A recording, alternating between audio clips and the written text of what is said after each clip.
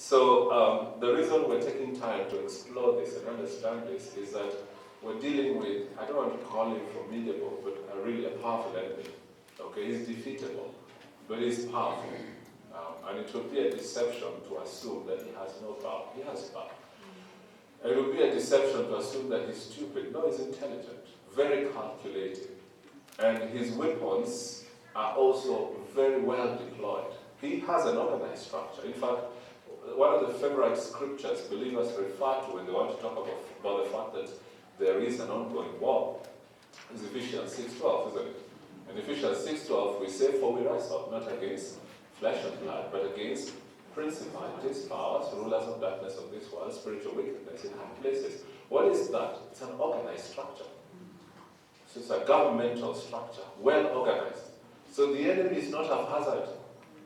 Okay? He doesn't shoot in the dark. He calculates.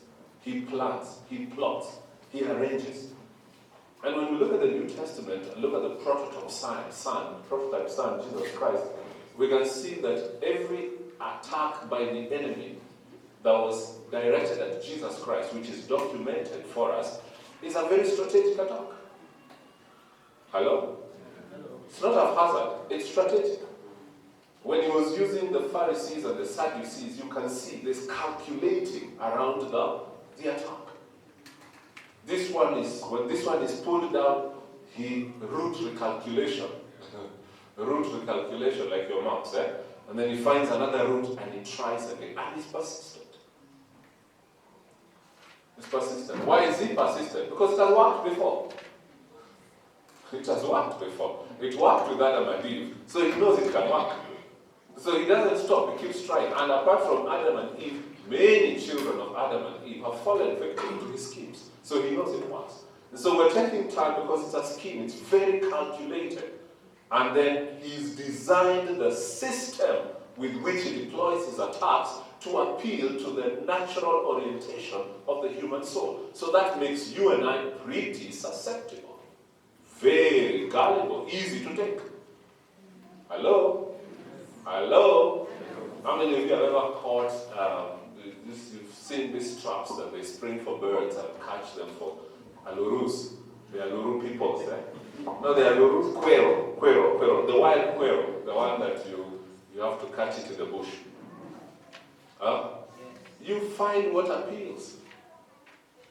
You don't just catch it. You'll never catch quail by hanging fish somewhere. They won't come. You find what appeals. So first, they deploy the food or make sure the food is there, but then secondly, they bring the mates. So the breeders will catch some, so they can set it up to make all this noise that will attract the rest. When they come, they find food, and their mannerisms are known, and so they're caught. Hello? Hello? Hello? Yeah. You will never catch a dog by presenting it with my indiboyo. Say, doggy, unless you train it so. It doesn't appeal to the dog's natural orientation. Are you with me? So how do you catch it? Find what appeals to it, and that's what the enemy has structured, and that's why we're taking time to disentangle ourselves, to make sure that his systems have no more appeal. So in the next part, which is where we've come for almost 3 weeks now, that God has set up an antidote to the world system. Why? Because God has not left you defenseless, or God does not ignore your plight. God doesn't look at you and say, "Utajisort."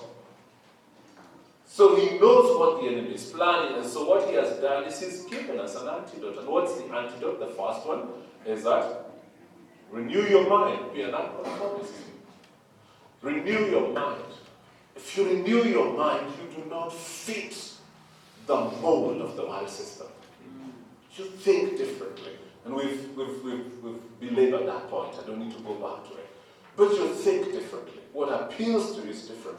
And so you become a nonconformist. You do not become a nonconformist by willpower.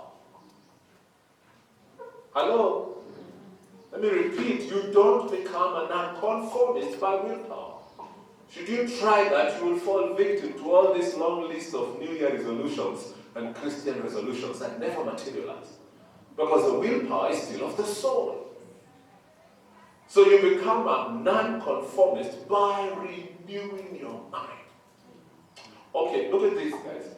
In Revelations, it says, and they overcame. They was not a few people. Okay? There was a multitude of the body of believers that have crossed over victoriously. And he said they overcame by the word of their testimony, by the blood of the Lamb, and doing what? Shying not away from death, loving not their lives even unto death. How is it that this whole group of people were characterized as such? There must have been a process that produced them to be like that. Did that make sense? Yes. Did I make sense? Yes. Did I make sense? Yes. Let's use analogy type of thinking so it helps us see what Revelations 12:11 again.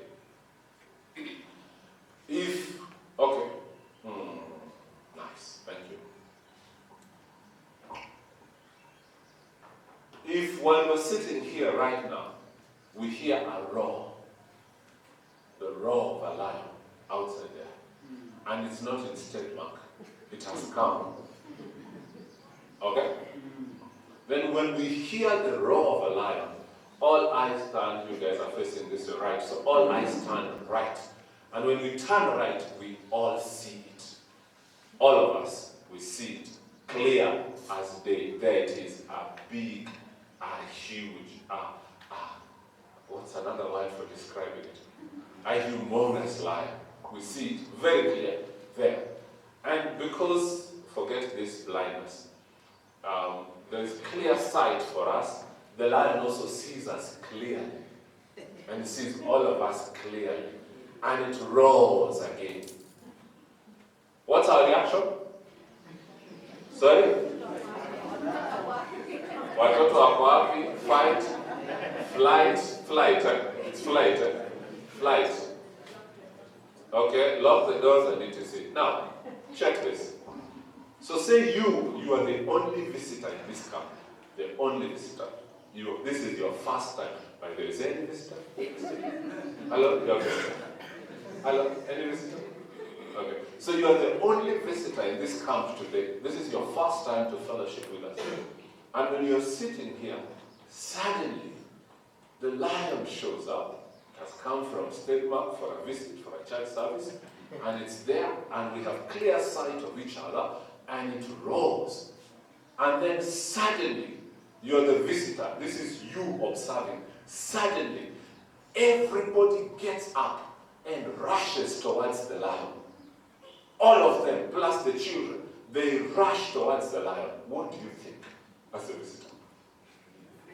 What do you think? Maybe it's their pet, eh? But let's say it's not their pet.